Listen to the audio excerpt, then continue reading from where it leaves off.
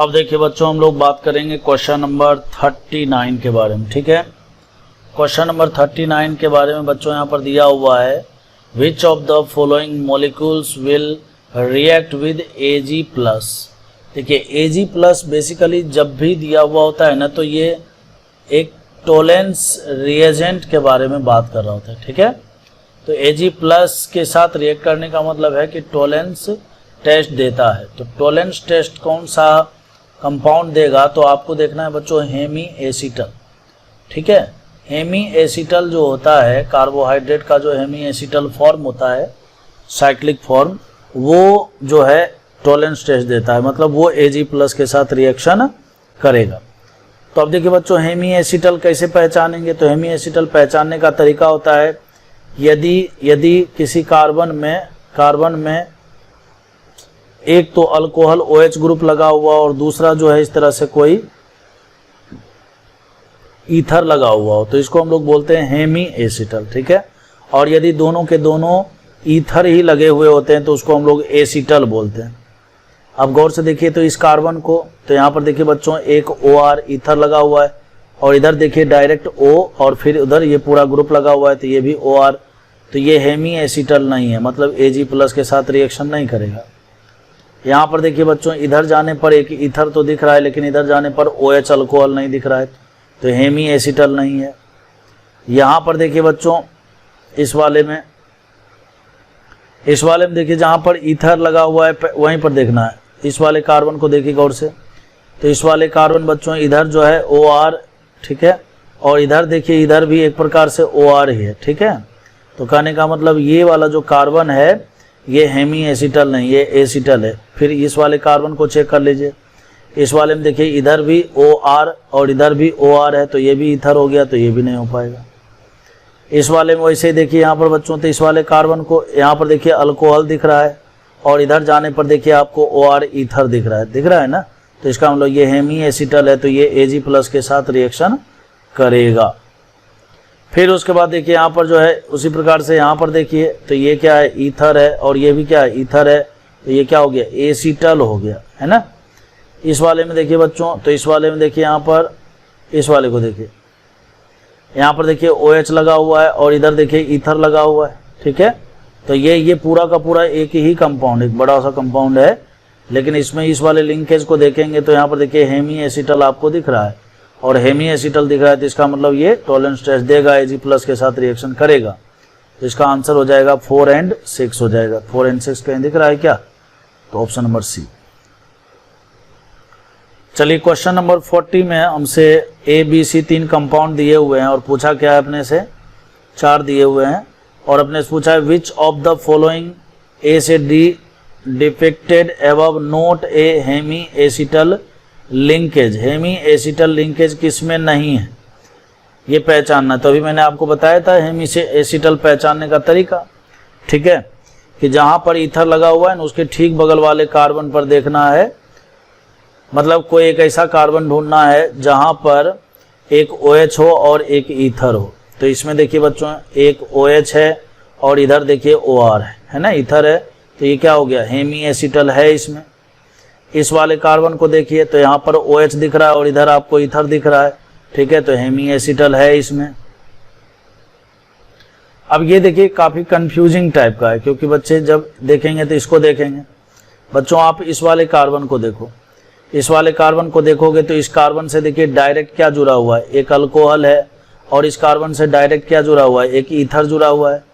और तो इसका मतलब क्या हो गया, इसका मतलब ये वाला जो कार्बन है ये एनोमेरिक कार्बन है, और यही हेमी एसीटल है ना। मतलब इस कंपाउंड में भी हेमी एसीटल देखने को मिल रहा है, जबकि इस वाले कार्बन पर क्या हो रहा है, इधर भी एक ईथर और इधर भी एक ईथर, तो ये एसीटल है, जबकि यहाँ पर क्या हो रहा है, हेमी एसीटल है। मतलब इन तीनों में हेमी एसीटल देखने को मिला। चलिए 4th में भी देख लेते हैं जरा। 4th में बच्चों यहाँ पर जैसे लास्ट से ही शुरुआत करते हैं, यहाँ से, तो यहाँ पर देखिए एक OH दिख रहा है और इधर देखिए एक ईथर ग्रुप भी दिख रहा है। ठीक है, तो इसका मतलब क्या हो गया, ये भी हेमी एसीटल है। समझ में आ रहा है क्या, तो इसका मतलब हेमी एसीटल जो है, जितने भी कंपाउंड है सब में आपको हेमी एसीटल लिंकेज देखने को मिल रहा है। तो कहता है which of the following compound depicted above is not a Hemy acetal linkage. ठीक है, तो ऐसा नहीं है। तो कहता है कि they are all hemi acetal, तो ऑप्शन नंबर ई जो है इसका करेक्ट आंसर है। क्यों? क्योंकि सब में हेमी एसिटल है।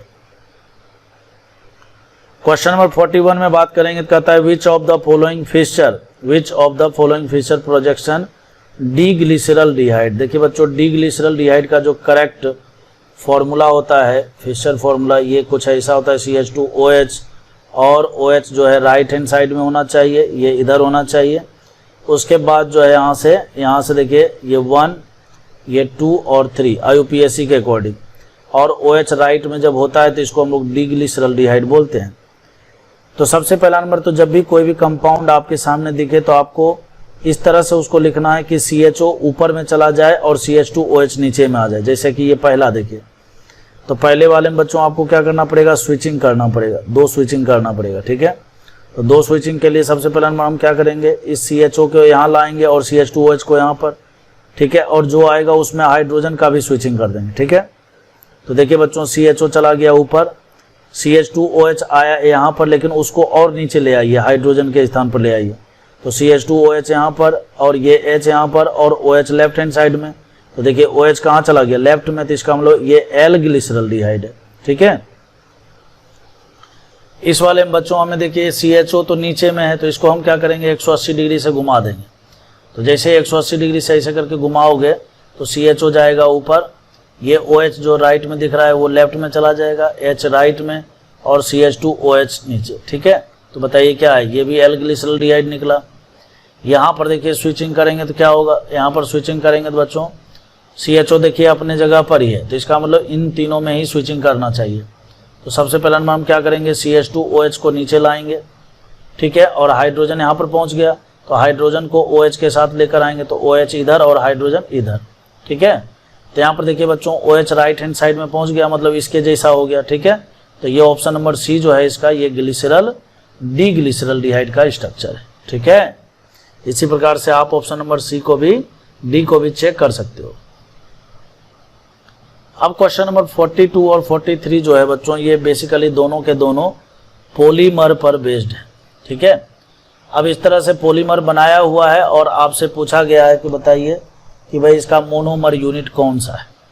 सही मायने में बच्चों ये देखिए, एक प्रकार से PH, और ये कुछ इस तरह से CH डबल बॉन्ड CH2 ऐसे है, या फिर यूँ बोलें CH डबल बॉन्ड CH2 और ये PH। ठीक है, अब ये क्या हुआ है, इस तरह से, ये इस तरह से क्या होता है, जब भी आपको इस तरह से पॉलीमर बनाना हो, ठीक है, तो इसका जो डबल बॉन्ड लिंकेज है, क्या है, डबल बॉन्ड लिंकेज जो है, इसको आपको क्या करना है, इस तरह से तोड़ देना है। ठीक है, तो जब आप तोड़ोगे तो ऐसा ही एक और लेकर आते हैं। तो यहाँ पर देखिए बच्चों, नीचे में PH, और यहाँ पर देखिए CH, और यहाँ पर देखिए CH2। फिर से मैंने क्या बोला था, अभी इसको आपको तोड़ देना है ऐसे करके। तो यहाँ पर देखो पॉजिटिव चार्ज और यहाँ नेगेटिव चार्ज, और इसको जब हम तोड़ेंगे तो यहाँ नेगेटिव और यहाँ पर पॉजिटिव, तो इसका मतलब ये कार्बन इसके साथ जुड़ जाएगा और ये कार्बन अगले से, और ऐसे ऐसे करके लिंकिंग शुरू हो जाता है। तो होगा क्या, ये कार्बन कार्बन देखिए, और यहाँ पर PH जुड़ा हुआ है, फिर यहाँ से क्या हो जाएगा, फिर कार्बन कार्बन का लिंकिंग होगा और यहाँ पर PH हो जाएगा, फिर क्या होगा, कार्बन कार्बन का लिंकेज हो जाएगा और यहाँ पर ऐसे PH होगा, और ऐसे ऐसे करके इधर भी ब्रैकेट बना देते हैं और इधर भी ब्रैकेट बना के और इधर N कर देते हैं। N का मतलब कि ऐसे ऐसे N लिंकेज होंगे। अब अगर आप गौर से देखिए यहाँ पर, तो क्या हुआ है, यहाँ पर देखिए बच्चों, ये कार्बन ऐसा नहीं लगता है कि ये देखिए डबल बॉन्ड है। ठीक है, ये डबल बॉन्ड रहा होगा। ठीक है, और फिर ये भी डबल बॉन्ड रहा होगा। तो ये डबल बॉन्ड जब खुला तो यहाँ निगेटिव आया और यहाँ पॉजिटिव आया। ठीक है, और यहाँ निगेटिव आया, यहाँ पॉजिटिव आया, तो ये इसके ऊपर अटैक किया, ये इसके ऊपर, और ऐसे ऐसे करके यही अटैकिंग चलता रहा। ठीक है, तो इसका जो मोनोमर यूनिट होगा बच्चों, वो ऑप्शन नंबर बी होगा। अब जो चीज़ मैंने आपको यहाँ पर सिखाया वही चीज़ देखिए अब आपको इसमें ऑप्शन नंबर, क्वेश्चन नंबर 43 में काम आएगा, और आप जानते होंगे तो आसानी समझ जाएंगे। ठीक है, ये देखिए मैंने आपको जो है ना बेसिकली क्या किया, यहाँ पर पॉजिटिव नेगेटिव करके समझाया है ताकि आपको आसानी से समझ में आ जाए। ठीक है, बाकी आप इसको फ्री रेडिकल तरीके से भी तोड़ सकते हो।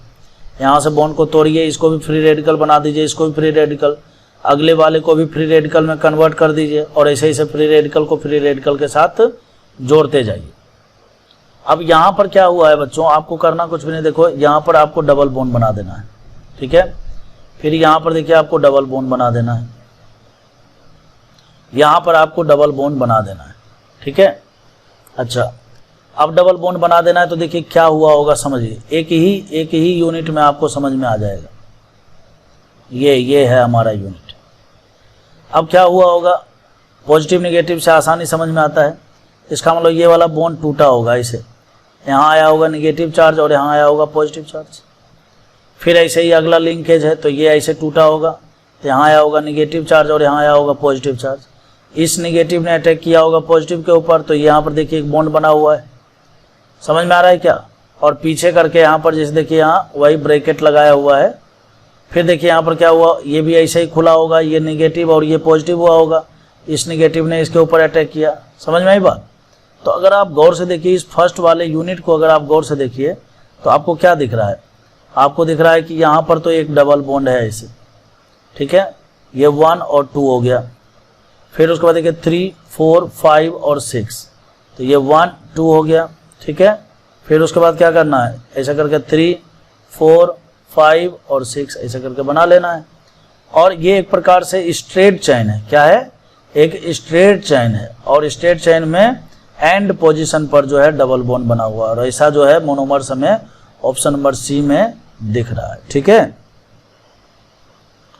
क्वेश्चन नंबर 44 कहता है choose the answer has the correctly identify the number of acetal and hemi acetal हमसे पूछा है बच्चों, नंबर ऑफ एसिटल और हेमी एसिटल पूछा है। चलिए पहचानते हैं। इस वाले कार्बन को देखिए, इस वाले कार्बन पर डायरेक्ट एक OH है और एक इधर ईथर है, तो इसका मतलब ये वाला कार्बन है बच्चों हेमी एसिटल। क्या है, हेमी एसिटल। इस वाले कार्बन को गौर से देखिए, इधर देखिए डायरेक्ट ईथर है, लेकिन इधर डायरेक्ट यहाँ पर OH होना चाहिए था। क्या होना चाहिए था, OH होना चाहिए था, लेकिन OH नहीं है, नहीं है ना। OH नहीं होता तो डायरेक्ट OR होना चाहिए था ताकि ये एसिटल हो जाता, तो वो भी नहीं है, तो इसका मतलब ये वाला कार्बन कुछ भी नहीं है। उसी प्रकार से ये वाले कार्बन पर आइए, तो इस वाले कार्बन पर बच्चों देखिए एक ईथर तो आपको इधर दिख रहा है OR, और यहाँ पर देखिए डायरेक्ट एक O और ये R का लिंकेज है ना, तो इसका मतलब ये वाला कार्बन क्या है, एसिटल है। इस वाले कार्बन को गौर से देखिए, तो इस वाले कार्बन में एक ईथर तो डायरेक्ट OR के रूप में आपको दिख रहा है, और इधर देखिए तो आपको यहाँ पर डायरेक्ट OH दिखना चाहिए था। क्या दिखना चाहिए था, OH, लेकिन यहाँ पर बीच में CH2 करके गड़बड़ कर दिया, ठीक है। CH2 करके डायरेक्ट OH का लिंकेज होना चाहिए। मैंने क्या बोला है, डायरेक्ट OH का लिंकेज, कार्बन से डायरेक्ट अल्कोहल OH जुड़ा हुआ होना चाहिए और ईथर जुड़ा हुआ होना चाहिए, ठीक है। तभी वो कार्बन से अगर एक OH और एक ईथर जुड़ा हुआ है तो हेमी एसिटल, और कार्बन से अगर दो ईथर जुड़े हुए हैं तो फिर वो एसिटल होगा। तो इस कंपाउंड में एक हेमी एसिटल है जो कि इस साइड पर है, और एक एसिटल है जो कि इस साइड पर है, ठीक है। तो एक हो जाएगा, तो option number D correct answer है। क्वेश्चन नंबर 45 जो है बच्चों ये ग्लाइकोसाइड्स पर बेस्ड है, ठीक है। ग्लाइकोसाइड्स पर बेस्ड क्वेश्चन है, रिएक्शन है। बेसिकली क्या है, देखिए यहाँ पर जहाँ हेमी एसिटल बना हुआ है, ठीक है, ये हेमी एसिटल वाला जो अल्कोहल है बच्चों, ये क्या करेगा, इस प्रोटोन को तुरंत खाएगा, ठीक है। कहने का मतलब एक्सेप्ट करेगा, प्रोटोनेट कर लेगा। जैसे प्रोटोनेट करेगा तो ऑक्सीजन के ऊपर पॉजिटिव चार्ज, और H2O एक अच्छा लिविंग ग्रुप, तो तुरंत यहाँ से लीव करेगा, यहाँ आएगा पॉजिटिव चार्ज।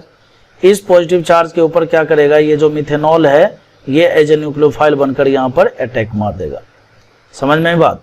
तो आपको करना कुछ भी नहीं है, कंपाउंड पहचानना है जहां पर ये वाला जो एनोमेरिक कार्बन था उस पर OMe लगा हुआ है। तो ऐसा कंपाउंड देखिए बच्चों केवल एक ही ऑप्शन फर्स्ट में दिख रहा है, ठीक है। चलिए क्वेश्चन नंबर 46 में हम लोग बात करेंगे। 46 में कहता है which reagent can be distinguish the glucose and fructose. बच्चों ग्लूकोज और फ्रुक्टोज को डिस्टिंग्विश करने के लिए जो ब्रोमीन वाटर है ये सबसे बेस्ट है, ठीक है। बेस्ट नहीं बल्कि यही है वो, इसलिए बच्चों क्योंकि ये ग्लूकोज का तो क्या करता है, ग्लूकोज का क्या करता है, ऑक्सीडेशन कर देता है और ग्लूकोनिक एसिड बनाता है। क्या बनाता है, ग्लूकोनिक एसिड। जबकि फ्रुक्टोज के साथ रिएक्शन नहीं करता है। इस पर आधारित, इसके रिएक्शन पर आधारित, ठीक है, बायोमोलिकुल्स का जो भी हमने थ्योरी वीडियो बना रखा है उसमें हमने एक मतलब वीडियो एक लेक्चर ही बना रखा है केमिकल रिएक्शन पर, ठीक है। तो उसमें आप देखेंगे तो वहाँ पर मैंने इसी को समझा रखा है, ठीक है। हालांकि फिर भी मैंने बोल दिया ग्लूकोज का ये ऑक्सीडेशन करता है, ऑक्सीडेशन करके मतलब ग्लूकोज के साथ रिएक्शन करता है, जबकि फ्रुक्टोज के साथ रिएक्शन नहीं करता है, ठीक है। तो केवल 1 हो जाएगा, तो only 1 is correct answer. Question number 47। 47 में बच्चों कहता है choose the peptide match the abbreviation phenyl valine. और देखिए ये जो पीएच दिया हुआ है ये है फिनाइल एलानीन, फिनाइल एलानीन। अब आपको समझना होगा क्या क्या है यहाँ पर। CH यहाँ पर बच्चों COH, और इधर देखिए यहाँ पर लगा दिया हमने NH2, ठीक है। और यहाँ पर R ग्रुप लगा हुआ होता है। R के जगह पर अगर हम CH2 और PH लगा देते हैं तो ये फिनाइल एलानीन बनता है, और इसको शॉर्टकट में PH ही बोलते हैं, ठीक है। दूसरा है वैलीन, ठीक है। तो वैलीन में फिर से वैसे ही CH COH, ठीक है। और उसके बाद जो यहाँ पर बच्चों NH2, और यहाँ पर बीच वाले में क्या होता है R होता है, ठीक है। और R के जगह पर हम लोग इसमें आइसोप्रोपाइल लगाते हैं। आइसोप्रोपाइल का मतलब एक CH3 इधर हो जाएगा और एक CH3 जो है इधर हो जाएगा, ठीक है। आइसोप्रोपाइल लगाते हैं। और तीसरा है एलानीन, ठीक है। एलानीन में क्या होता है बच्चों CH COH, ये कुछ ज़्यादा नहीं इसमें, लेकिन कुछ जो है ना बहुत इंपॉर्टेंट होते हैं, उसको याद रखना चाहिए। NCERT में जितने नाम दिए हुए हैं कोशिश तो यही करना चाहिए कि वो याद हो, ठीक है। क्योंकि NCERT से बाहर जो है इस चैप्टर में, इसी में नहीं, बाकी लास्ट के 3 चैप्टर में आपसे बाहर से नहीं पूछेगा, ना जनरली नहीं पूछता है। खैर, तो हम बात कर रहे थे यहाँ पर एलानीन के बारे में, ठीक है। तो एलानीन में बच्चों यहाँ पर हो जाता है CH3। अब हमें करना कुछ भी नहीं है, हमें देखना है, देखिए फिनाइल वैलीन और एलानीन ये तीनों के तीनों जो है जैसे है ना वैसे ही मिलना चाहिए। मतलब सबसे लेफ्ट में ये CH2PH का लिंकेज आपको दिखना चाहिए। तो सबसे लेफ्ट में देखिए CH2PH का लिंकेज बच्चों इन दोनों स्ट्रक्चर में दिख रहा है। इसमें देखिए तो बिल्कुल राइट में दिख रहा है, गड़बड़ हो गया। बीच में दिख रहा है, गड़बड़ हो गया, ठीक है। तो देखिए ये तो मिल गया। अब बीच में देखिए क्या हो गया, बीच में आपको जो है क्या दिखना चाहिए, ये आइसोप्रोपाइल वाला लिंकेज दिखना चाहिए। तो यहाँ पर देखिए बच्चों बीच में जो है देखिए CH3 दिख रहा है, यहाँ पर आइसोप्रोपाइल वाला लिंकेज लास्ट में कर दिया, तो ये गड़बड़ हो गया और ये पास हो गया है ना। तो ऑप्शन नंबर ए इसका करेक्ट आंसर है, ठीक है।